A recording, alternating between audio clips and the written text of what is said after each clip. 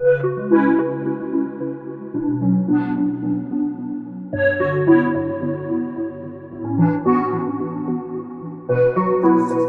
afternoon, everyone. We are very pleased to have you with us on this webinar. This is third in a series of our COVID-19 webinars. We're trying to get information out to our extended community on various topics that will help all of us on decision making and dealing with all the challenges of the crisis. And today we are honored, we are pleased to have Shimon Rothschild, and he is a lecturer from UTA, and he's an expert in cybersecurity, and I think you'll be fascinated by what he has to say today. Some administration to get us started. If you have any questions, just post them in the chat box during the course of the interview. You don't have to wait till the end. Mike Woolman, my able colleague, is monitoring the chat box and will interject at an appropriate time to have Shimon answer any of your questions.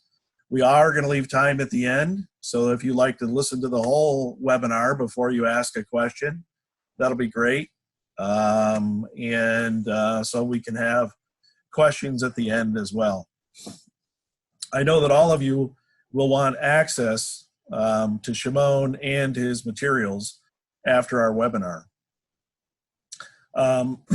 Mike Woolman, at the end of the webinar, will, make clear how you'll be able to do that. There is a PowerPoint presentation that Shimon will speak to today. There's also a Word file with notes. Both will be made available to you. In addition, you can see Shimon's email at the bottom here of this slide. So if you jot that down, Shimon has graciously decided to follow up with any emails within the realm of reason. He is busy like we all are. But fire them off to Shimon, and he'll be happy to answer them. As I said, this is number 3 in our series, and Mike Woolman at the end. Mike's pretty busy in this webinar, but Mike will also show the other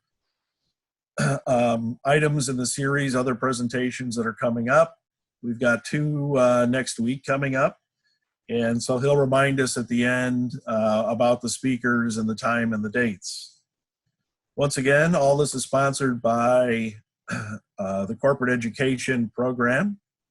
Corporate Education is affiliated with the College of Business at UTA. I'm the director and work closely with Mike Woolman, who is the director of UTA Fort Worth, that whole campus. And together we bring these webinars and other learning opportunities to our community. And as part of that, we're sponsoring this webinar series. So be sure and learn more about us. That is about corporate education by simply Googling UTA Fort Worth and corporate education, and you'll be able to see what we do and what we're about. And we appreciate your interest and your participation. With that, let me give you a brief background on Shimon. I tried to print out his bio, but I had a ream of paper, that wasn't enough. So let me just cut this down a little bit. Shimon has 30 years experience in creating secure information systems. This experience covers requirements, solicitation and documentation through machine learning and decision support. His expertise is data security, translating business requirements into secure business processes.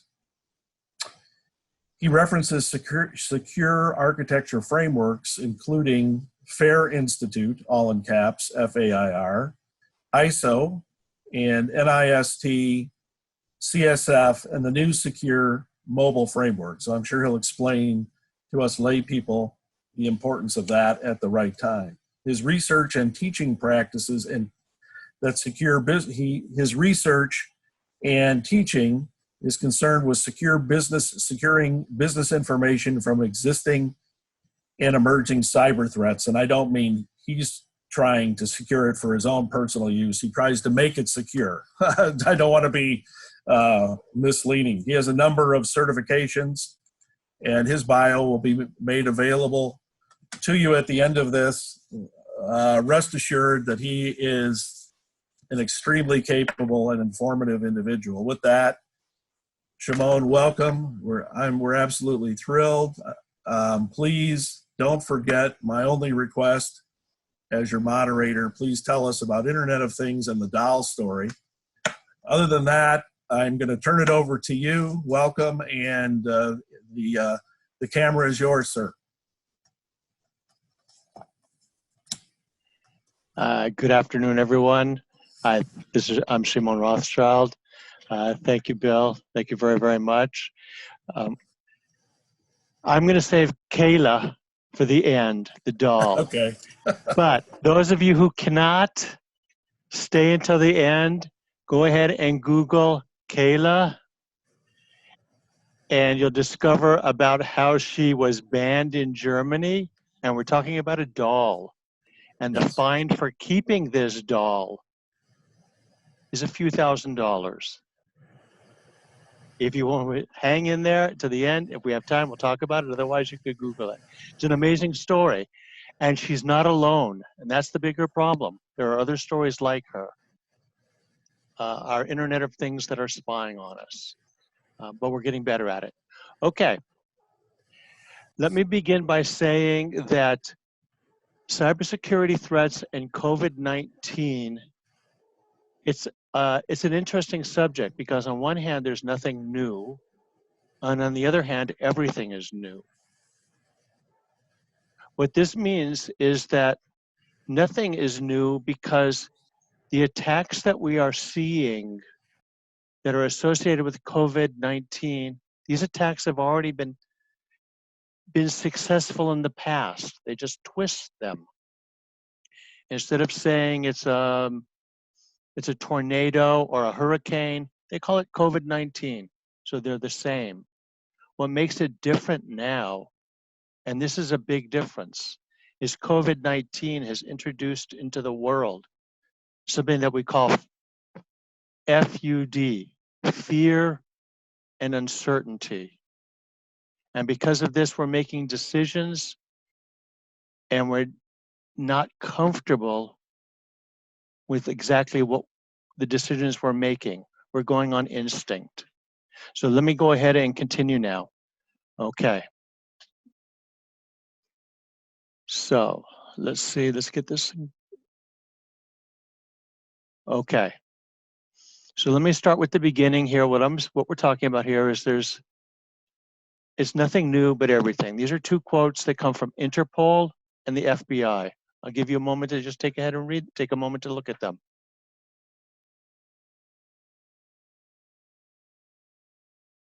And what it's saying is there's nothing new, and yet we're seeing COVID-19 twist on it. And that indeed is a problem. We're going to see later on how people have taken advantage of this. And the key thing that makes COVID-19 so challenging for us is this thing called FUD, fear, uncertainty, and doubt. I mean, all of a sudden being told to stay home, all of a sudden being told your children stay home. These things are causing us to make decisions we would not normally have to face. Okay. One of the things that we can use to make our lives easier is to have kind of, I want to call it a checklist, but it's not quite. It's these things that we can do every time we're faced with this uncertainty. The two things we're going to talk about, KYC and the 3 S's. KYC, know your connection. I mean, sometimes it's knowing your customer, but in this case, it's not just a customer, but it could be a retailer, a supplier, a vendor, family, or friends. Key thing is when we get an email, a phone call, whatever it is, know who your connection is. You might think that you know who it is, and a little later on, and we'll talk about this, the connection changes. It's somebody different. We're under stress. We don't really pay attention, and that's when we get scammed. The 3 S's, the signs of a cyber scam: surprise, simplicity, and sincerity. I mean, what I'd like to ask is if somebody could only take from this, these 2 messages, these are the 2 messages that I think are worth knowing. Anytime we see something new, we ask, do I know who this is who's sending it to me? And do I know why they're sending it to me? And that could help filter out a lot of the potential bad that we're seeing. Okay. The last thing here I want to mention is zero trust. It's something that's been around, but not enough. We're going to see it more. And if I have time at the very end, I'll talk a little bit about zero trust. Again, it's one of those things you can look it up on the internet. It's technical, but it won't be.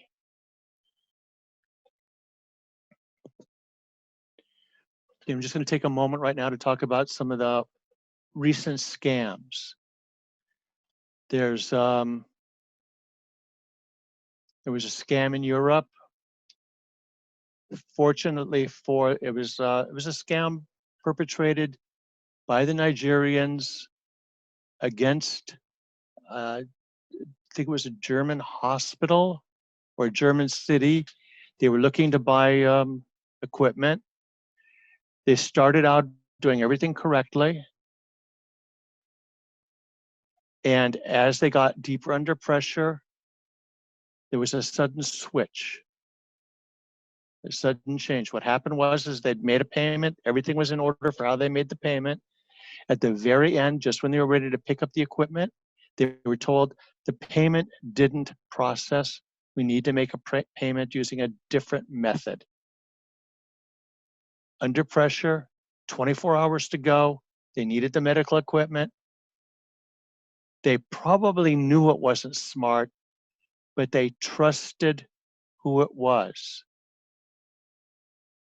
And therein lies therein lies our challenge. On the USA one, this one actually took place in Texas. The government has the program now to help pay for the salaries, but there's some rules that the banks have to follow. And I'm going to get into that a little bit more. I think on the next slide, perhaps I'll talk more about how with the Texas one. And it's unbelievable that the person could get as far as they could. They got caught also. But because of all the uncertainty, and also because there's a lot of money involved, people are making decisions that probably they wouldn't do. And I repeat it again now because I think it's probably the most important thing out of this whole hour that we have together. KYC and the 3 S's. Know who you're connecting with and keep asking, even during the entire transaction. Did someplace they do a switch? And the 3 S's. The 3 S's help identify, could it be a scam?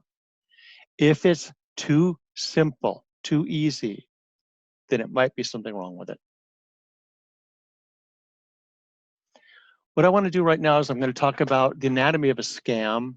This one happens to be applicable for an email. It could also be for a phone. It could also be for a number of different ways. Before I go into it, I wanted to mention this thing called the FTC Scam Bingo. I think it was very cute. FTC, by the way, the USA Federal Trade Commission, has a lot of good information on protecting ourselves from these scams. Take a moment to look at the bingo. I think it's really cute.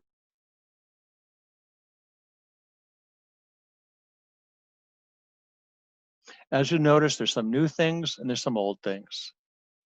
That's exactly what the problem is. Okay, the anatomy of the scam, what we see here is on the left, and these are the things I'm going to talk about for a minute.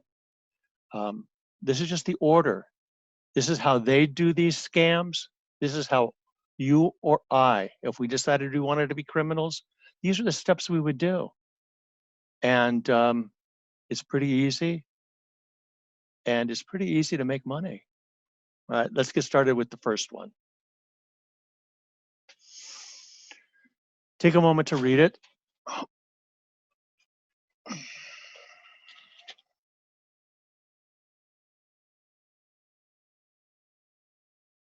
This is not a real email from PayPal or eBay. I actually wrote it myself. What this is I am inviting you to go ahead and order these things, but you need to go quickly. I made you into be a special person. I'm telling you, if you want to go, you got to go quickly. If we do KYC and the 3 S's, we're going to see there's a number of red flags here. And that's the idea behind it. Okay.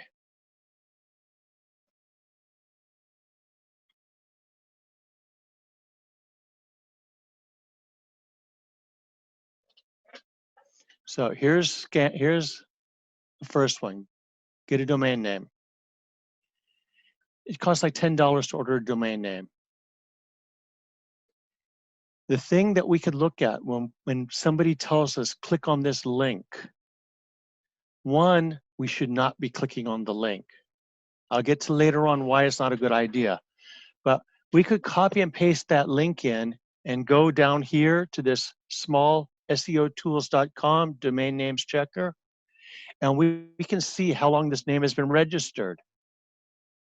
If it was registered a month ago, it might be suspicious. If it's been registered for 20 years, I'd have a higher confidence. These are one of the things that we can do to verify the name before we click on it. Something else we should know.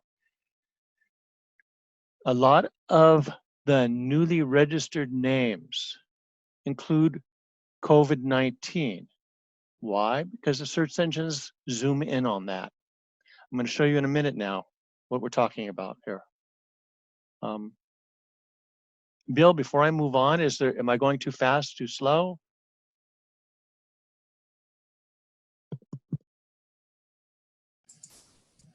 Excuse me, I was muted. Yeah. No, just right. Let's turn to Mike. Any questions, Mike, since we paused?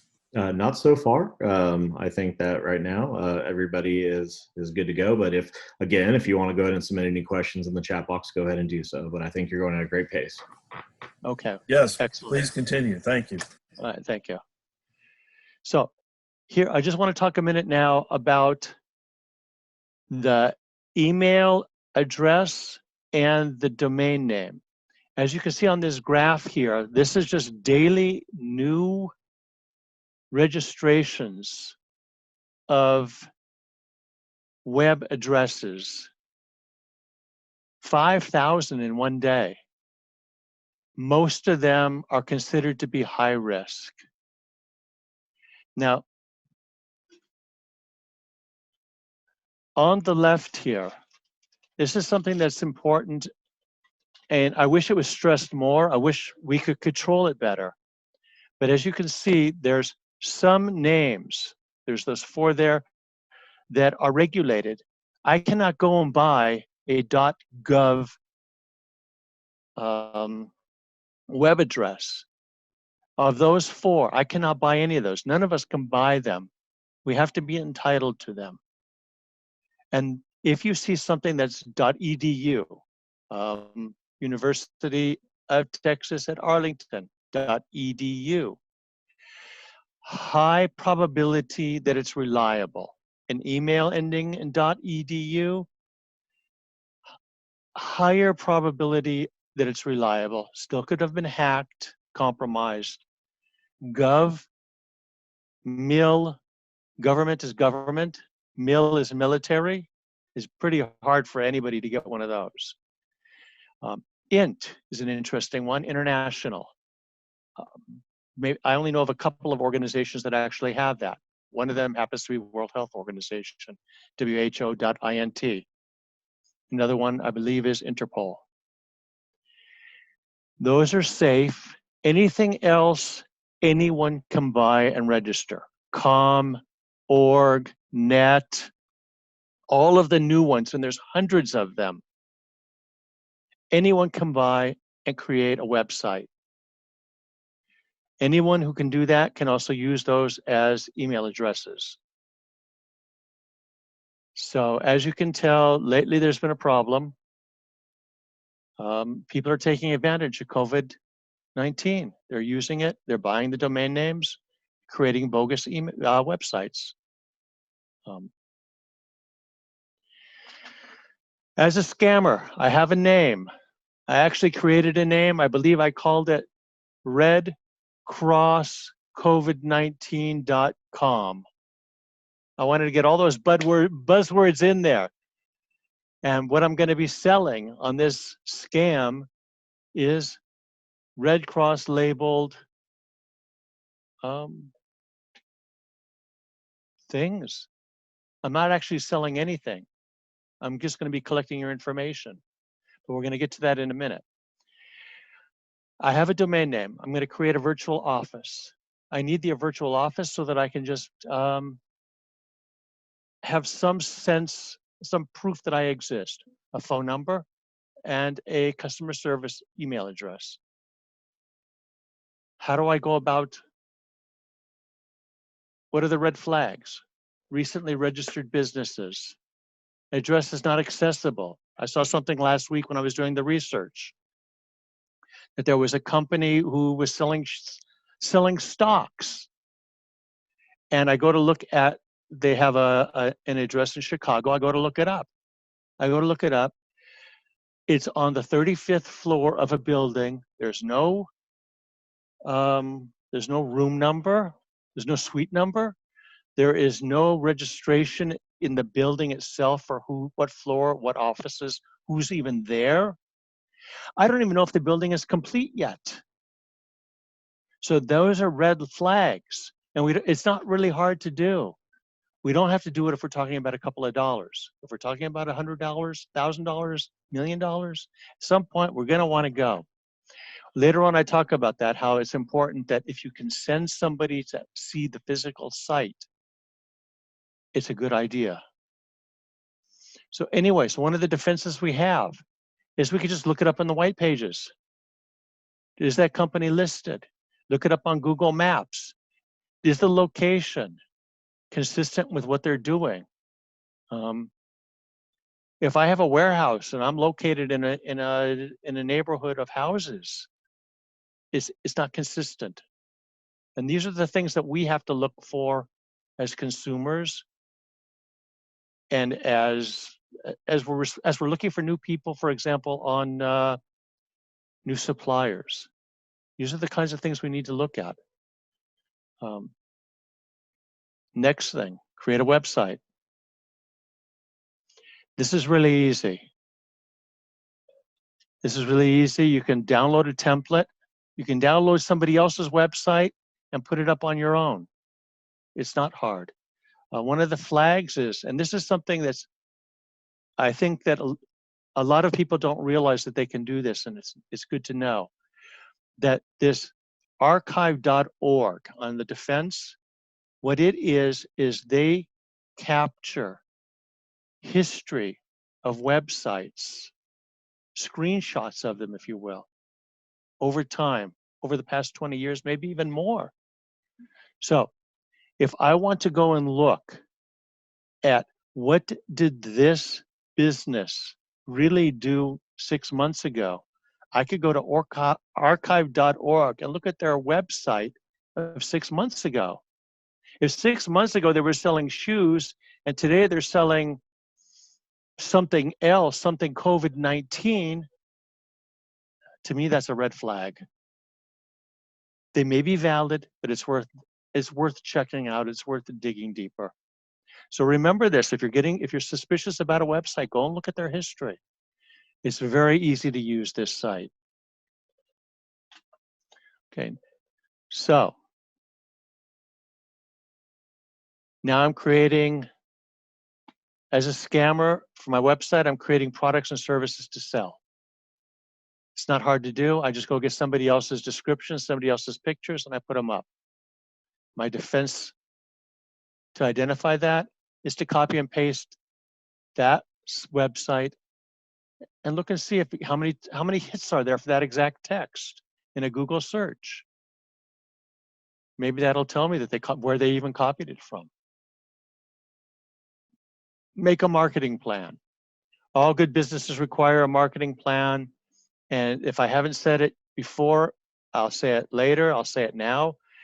Scammers know that we won't buy what we don't understand. They're selling us something, even if they're selling us a scam. So they're gonna make it simple for us to understand what it is that we think we're buying. So they're gonna create marketing plans.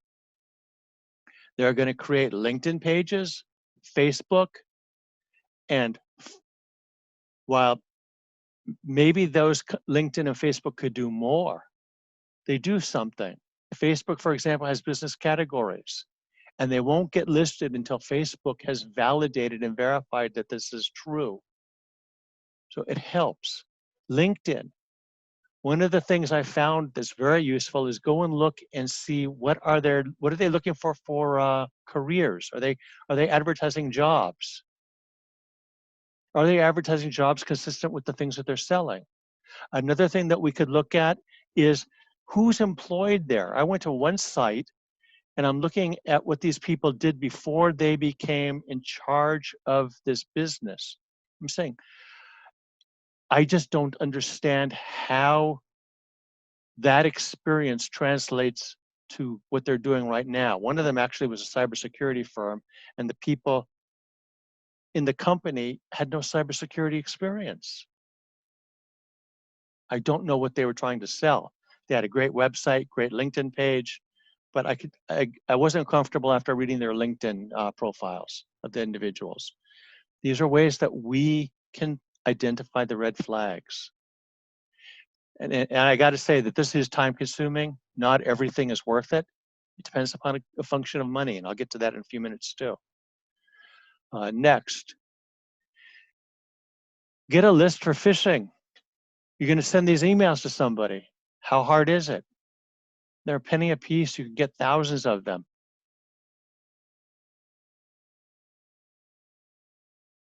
Some of them you can get legally. You can get them filtered. I mean, I wanted to get something. I like a list of everybody over 55 years of age. I could have one of those lists built to order.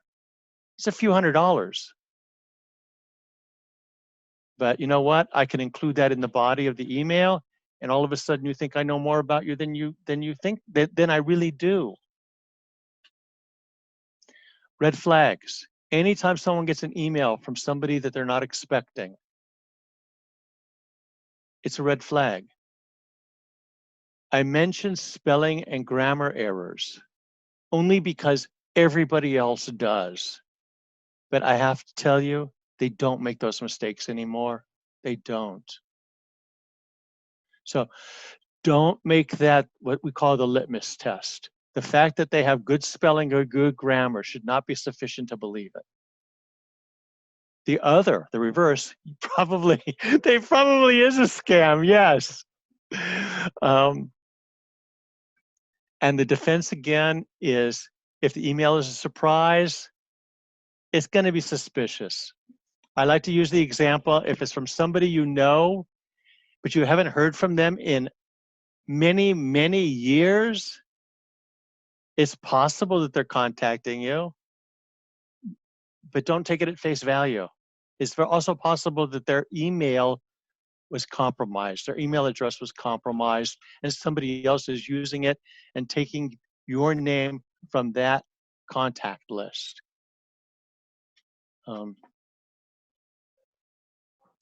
Shimon, Yeah. can I ask a question? Actually, I'll start my video here. We did have a question come in from a viewer, and it's something that you may be discussing in future slides here, but she had mentioned that over the past 4 years, unfortunately, she had dealt with situations with identity theft. And she Oh my goodness. Okay, let me decline that. Of course, right when I talk, I get a phone call. But she had been facing identity theft issues, and she was curious if you would have any recommendations later on in this. Oh my goodness gracious! Oh, I'm sorry. In this presentation, that have anything to do with companies that you might suggest regarding protecting you from identity theft, and then also when it comes to my goodness, they will not take no for an answer. I'm just going to stop there and let you answer because this person continues to call me back. So discuss on identity theft if that's going to be addressed in this presentation. One, I sympathize with anyone who's had this problem because it is very, very, very, very difficult to resolve. Because we can't change our identities. It's not like it's, as far as anything or any that we can do, there is nothing I know of that is a easy solution. There's no organizations I know of. There are those that purport to help. I can't comment on their success or not. The one thing I will say, I say it later, there's no answer I have for how to overcome the challenge. What I have for moving forward is sometimes we need to create multiple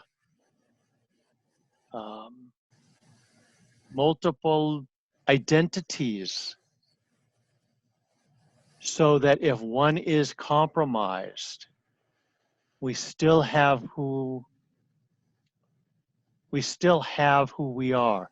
Specifically, that's kind of vague. So what I'm saying is that later on I talk about how we have to keep our business identity totally separate from our personal identities. We can't, like for example, we don't mix our emails. We don't log in to Zoom using our personal email, our personal login. We have a separate login identity when we're logging in for work. This is how moving forward, how we might be able to prevent it a little bit better. But as far as resolving what has happened, it's hard. And again, I think we can all sympathize, but there's no answer.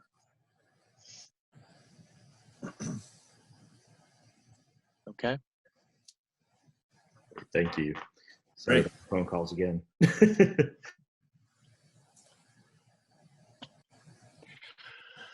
Okay. All right. Last thing we have to do here on the anatomy of a scam. We have our list. We've built up everything. We've got our domain. We've got our office. We've got our website. We've got our products. We've built up all this around us so that we sound better than we are. We have our list for phishing, and then we build our fake authenticity. Now, this is getting all those likes so that people trust us.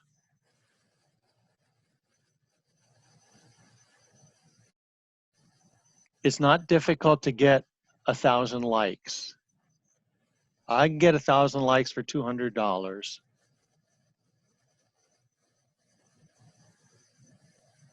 And what's important to know is that despite this, and people know it, people rely on the likes and the scores when making decisions. I can't give you the exact numbers, but I believe something like 60 to 80% of the people rely on likes when they pick a restaurant. So if I have 1,000 people who said, I like this restaurant,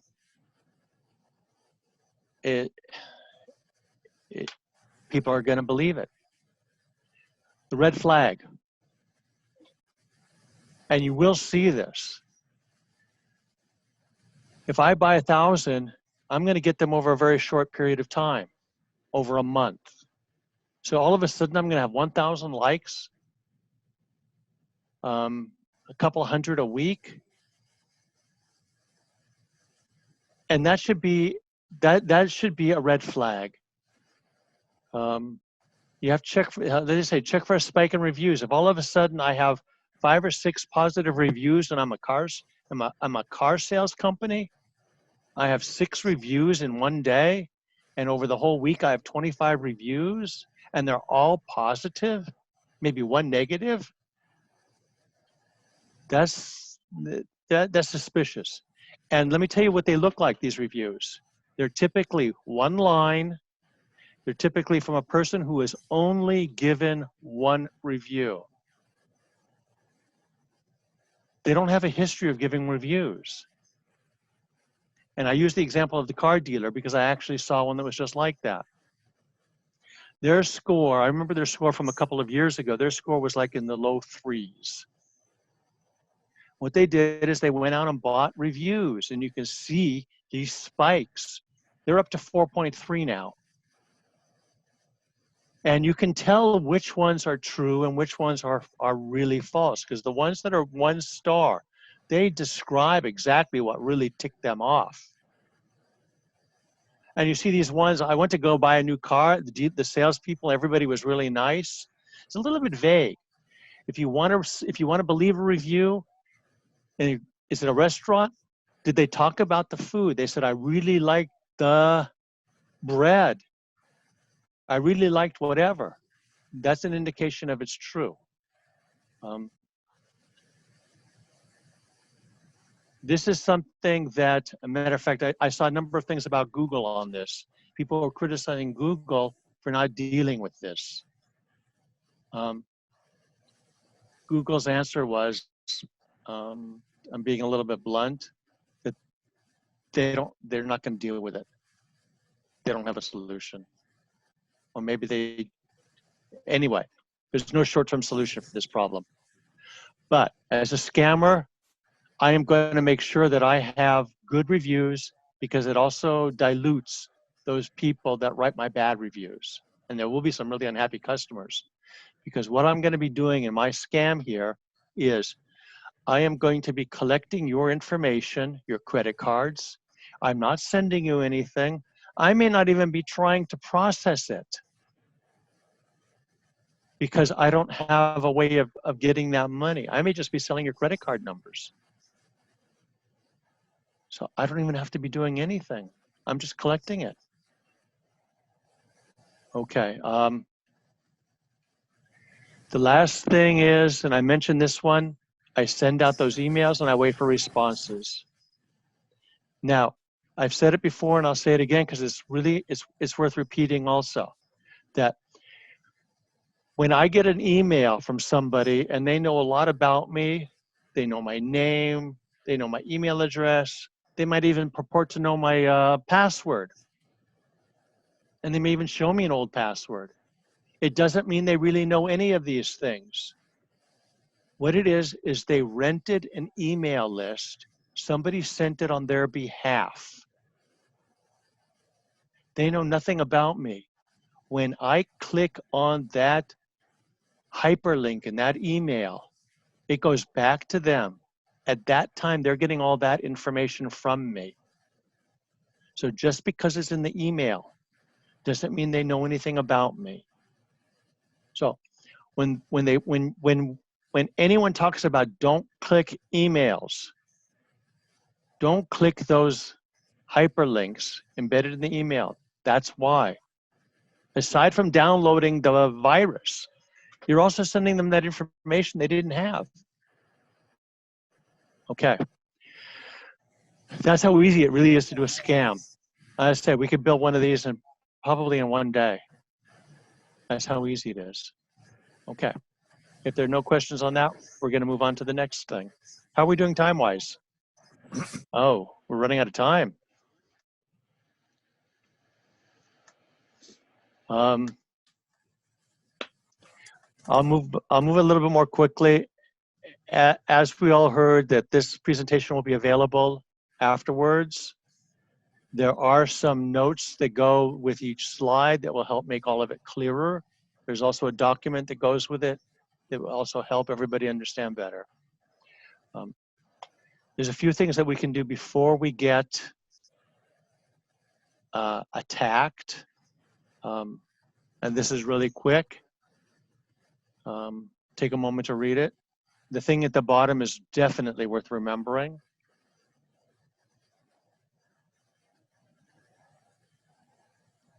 I say ha because we see that all the time. Company says, I do not sell customer data. Your definition of selling and my definition of selling may not be the same as their definition of selling. So,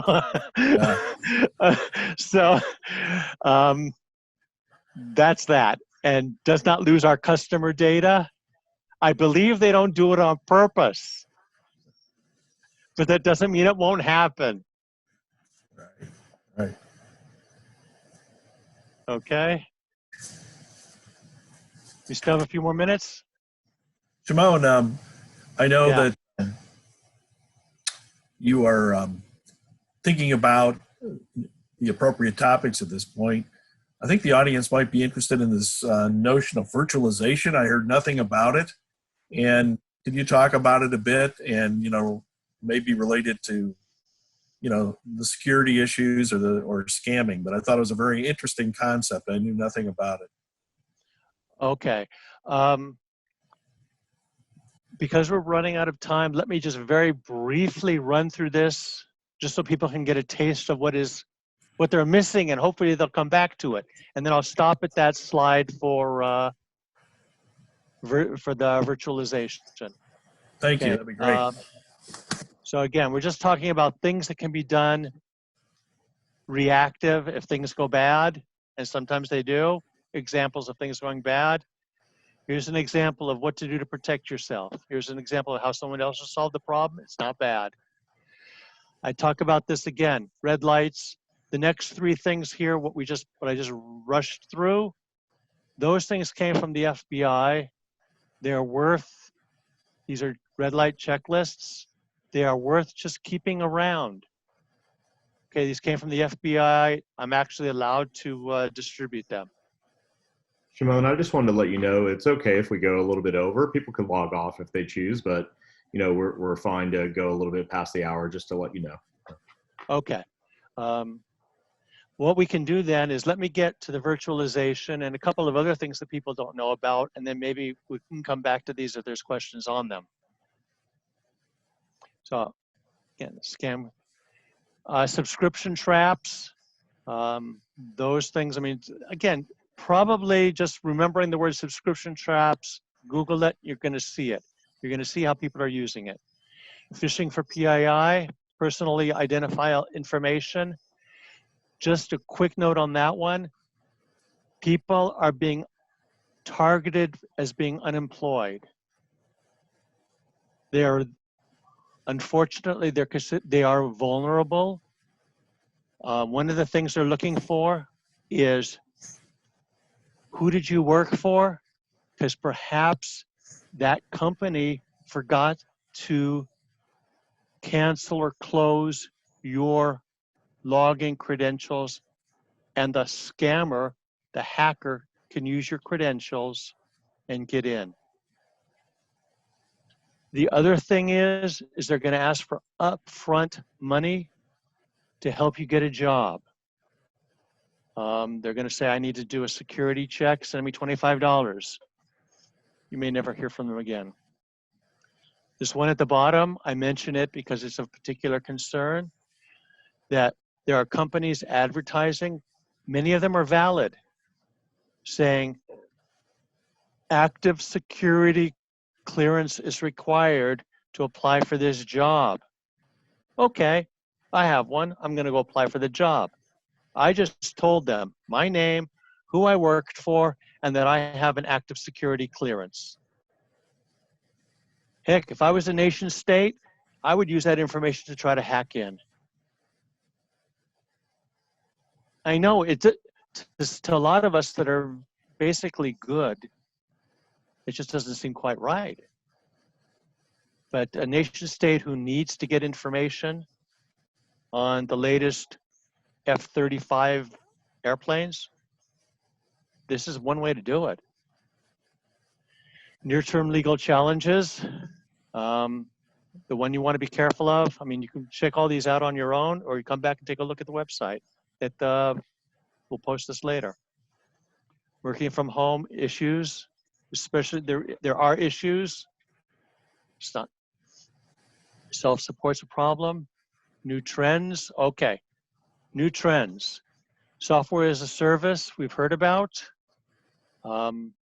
Microsoft Office 365, many of us have to use it now. There's concept of software as a service. The advantages is we can do it. We can do the same thing at home as we can at work in the office. Virtualization, simulated hardware. That's what Bill asked about. Let me go talk about that one for a few minutes now. Virtualization is not new in the IT world. It's cost effective and it's been around for a very, I don't even know how many tens of years.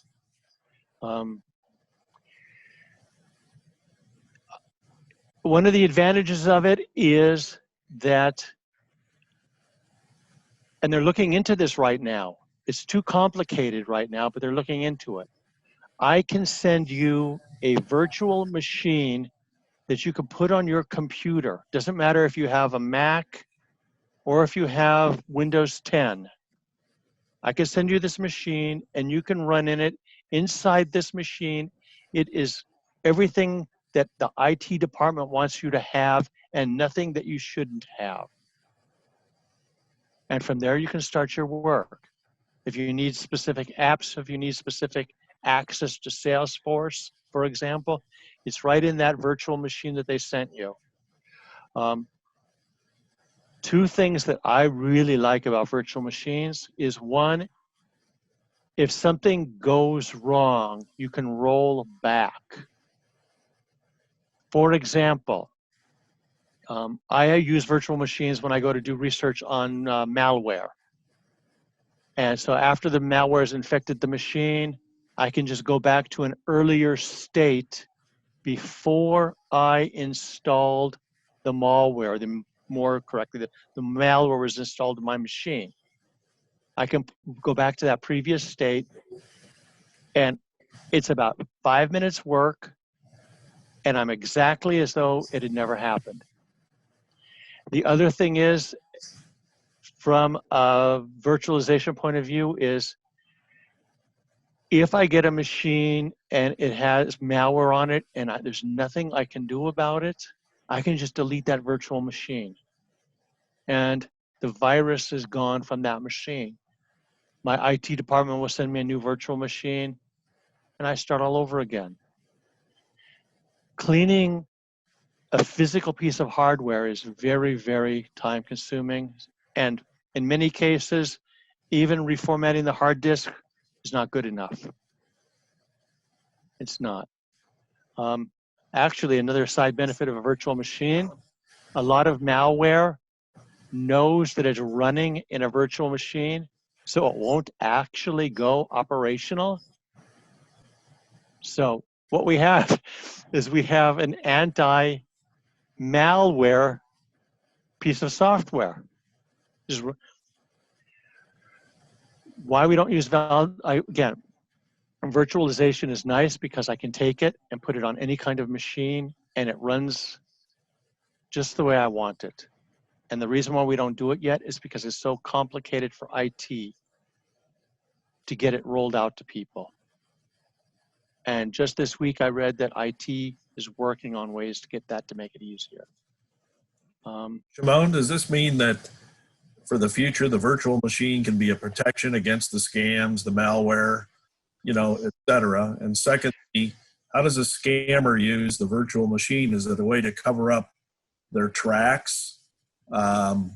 Is it harder to find a virtual machine than a physical machine if you're trying to find the scammer? Okay, good questions. A virtual machine does not address any of these issues. A virtual machine really is two things. One, that when something goes wrong, I can roll back. 2, that I can implement my machine on anybody's machine at home without caring what kind of real hardware they have. I have a notebook computer, you have a desktop. He has a Mac. She wants to run this whole thing on a tablet. A virtual machine can, tablet's exception, can run on all of those different kind of devices. And me, as the IT in the organization, I don't really care what kind of hardware that person has at their home. For malware, really we're basically with rolling back if it happens. It's not a primary defense against malware. The earlier questions you asked about for the scammers have no benefits. I don't know how a scammer could benefit from a virtual machine. I don't know. I don't think so. So Shimon, with our time limited, I'm going to hold you accountable. That is, you have to tell about Kayla.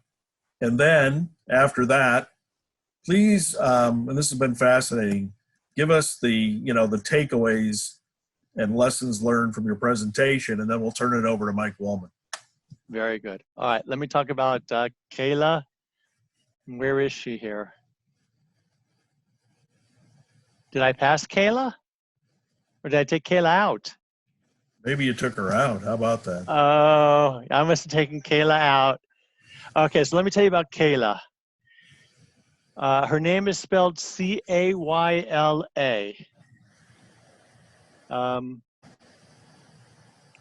Kayla is a doll, and which is a very good idea because children were able to talk to Kayla and interact with Kayla. The problem was Kayla was going up to the internet where her information was being stored. And for a number, perhaps because security wasn't the highest priority in the development, it ended up being that Kayla was a tool that could be used and actually was being used for spying on individuals. I want to go see, let me see if I can find that right now because it must be in the document that I wrote about Kayla. Oh, okay. Because I don't want to misquote, because indeed she's amazing. The government, there's only the German government, also the British government also passed a law against it. The United States did not pass a law against Kayla, but I believe that Kayla was taken off the shelves. I know Kayla was taken off the shelves of some of the major toy department stores. I believe Kmart and Target took Kayla off the stores. Let me find Kayla right now. Sorry, I don't have her ready. It'll be a good tool to keep track of Mike Woolman for the future. But the part that's most amazing about Kayla and the German government, that the government said that people who owned Kayla actually had to provide documentation that Kayla was destroyed. Now, I think that we all need to go. Let me see if I can find it. Here she is, C-A-Y-L-A.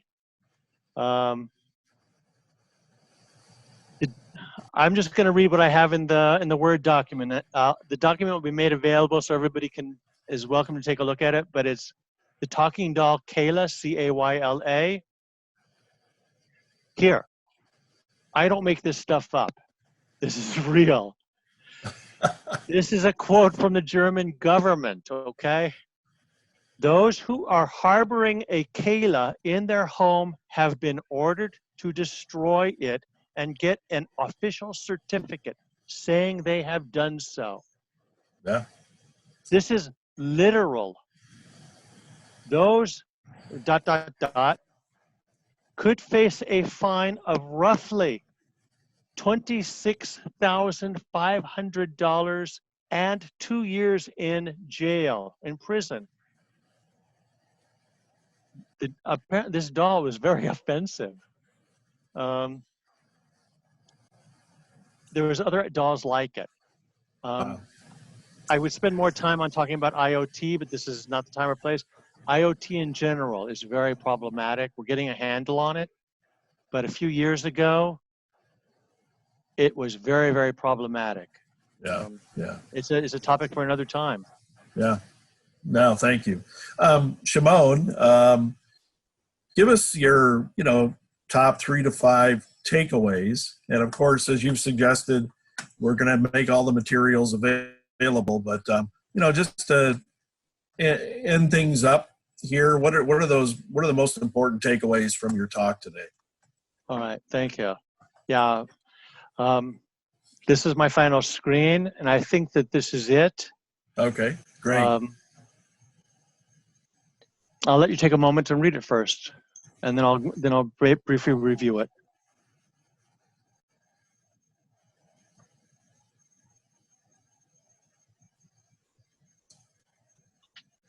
Okay. So, in summary, COVID-19 has created what we call FUD, fear, uncertainty, and doubt. And because of that, we don't know how to react to a lot of situations. A lot of times we react because of training. Now we don't have any. All of a sudden we're working at home. We get an email from the boss. We're not sure what to do anymore. Cyber attackers are taking advantage of that. The tool that we have immediately to defend ourselves are what I refer to as KYC and the 3 S's.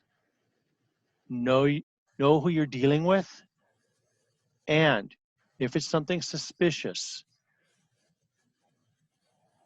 then you have to recognize it's suspicious. The things that make it suspicious are if it's simple, if it's a surprise, and if it is just too easy. Anything that's too easy, too simple, and you ask yourself, how can they do it and nobody else can? How can they provide me those masks at a 20% discount and nobody else has it? It's a scam. Okay. And the last thing is we're going to be seeing more of this in the near future, software as a service, computer virtualization. Those are things that we need to hear those buzzwords, so when they talk about it, we'll know. Zero trust is something that's coming down in the longer term. It's kind of like, I'm going to use an analogy, it's kind of like security at the airport. It's really inconvenient. I remember what it was like when I used to be able to walk straight up to a gate and into an airplane when I used to fly Southwest. They didn't even have to have a boarding card then. Right. You don't do that anymore. Security, computer security is going to be a lot like it. You're going to have multiple checks going through everything. It's going to be time consuming and slow. And it's going to be expensive for companies. Just like security on the airport security is very expensive to implement. That kind of security for the computer systems is going to be very, very expensive to implement, but we have no choice. And those are the key takeaways. Shimon, well, we can't thank you enough. This is so enlightening. I personally learned a lot, and I hope all of our listeners did. So thank you once again. And at this point, let me turn it over to Mike Woolman, who will tell us about future webinars.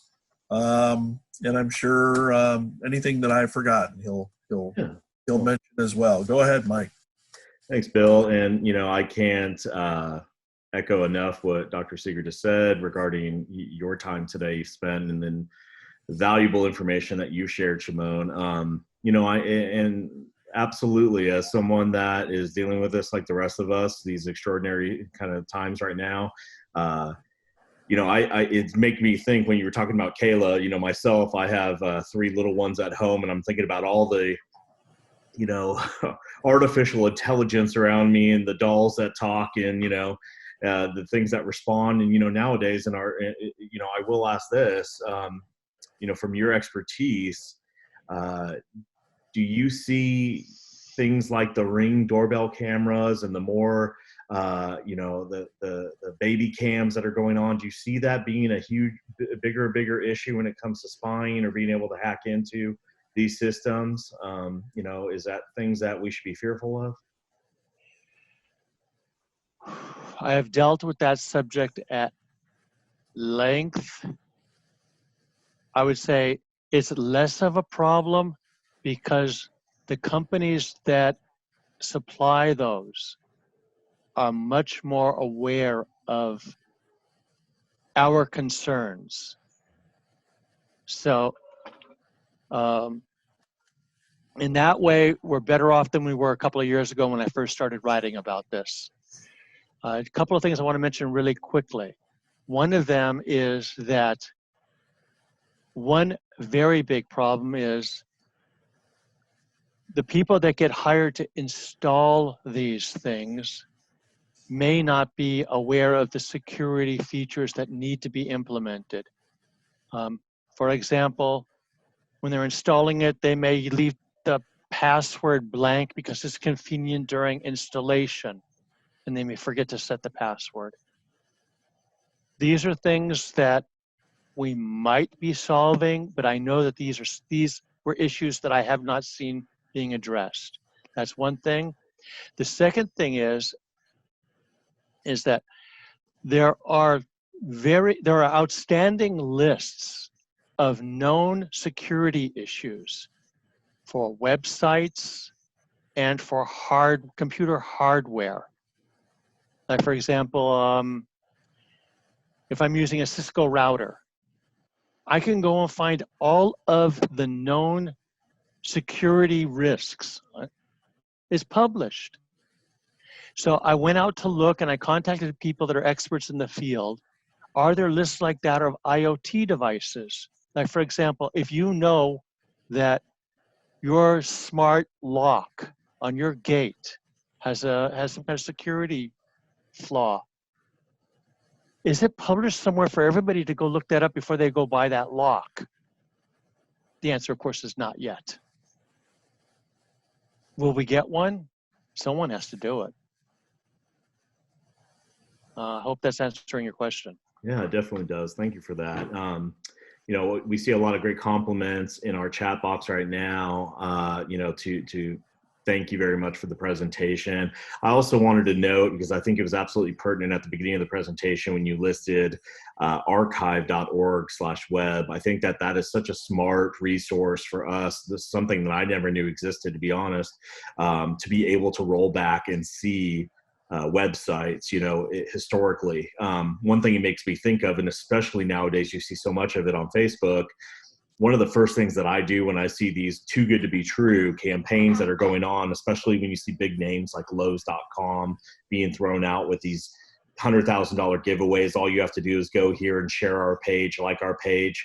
One of the first things that I do, and I think you mentioned this, is I go straight to the Facebook page and click about and see when that page was created. What you will find 9 times out of 10 when it's not a Lowe's.com and it was created within that last 30 days. So that is a telltale sign that I've realized how quickly you could see, you know, these reputable campaigns that are being put out there to capture your information. And, you know, like you just said, I think it's the too good to be true sign, right? But I want to say thank you so much. You know, this is the series of 3, as Dr. Seeger has mentioned, or excuse me, a webinar number 3 of the series that we're currently in under the umbrella of UTA Corporate Education. I'm going to actually share my screen right now. Let's see here. Make sure that it's all nice and smooth. Okay. All right. So. And can we all see that clearly? Very good. Yeah, Mike, if I could, yeah, please. I can comment, though there's Shimon. Next week is Amy Cruz-Cutts, who is a financial economist. And I know all of us are concerned these days about our portfolio and what we can do about, the crash in the economy, as well as how we're going to go about, financing the things we need to finance, home, car, etc. So she's a PhD economist and an expert in this area in banking. And so we're happy to have her next week. And then also our very own Edward Prater from UT Arlington. And he's a supply chain expert. And Dallas is the hub of so much international activity. He'll be here to tell us about COVID interruptions in international trade and what are some of the trends, what is happening. That will also go to how quickly the economy can recover. As these supply chains are broken, they have to be reformed. So that'll be a very interesting talk as well. So that's a quick summary of what's coming up. We appreciate all of you for joining us today. Again, Shimon, can't, excuse me, thank you enough for giving us your time and all the knowledge that you've shared with us. So thank you so much. Thanks again, Shimon. Take care. It was a pleasure. Thank you all.